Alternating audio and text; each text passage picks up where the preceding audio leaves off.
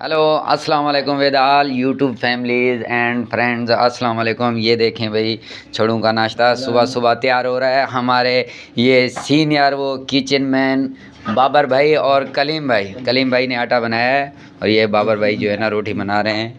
अभी नाश्ता हमारा तैयार हो रहा है। छोड़ूंगा तकरीबन 11 का टाइम होने वाला है भैया।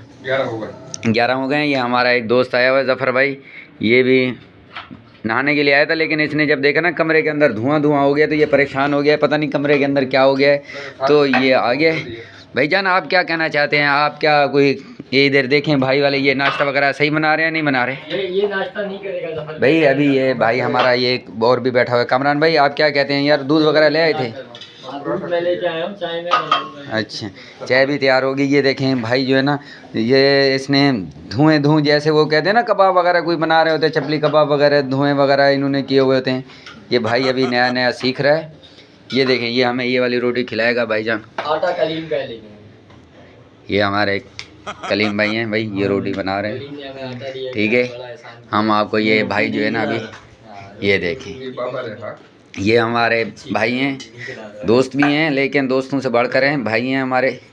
ये जब भी कोई रोटी छोटी का प्रोग्राम करना हो तो ये भाई आते हैं, इनको बुलाया जाता है कहीं भी हों, भले रक्षा भी भेजना पड़े इनको लाने के लिए तो इनको हम बुलाते हैं।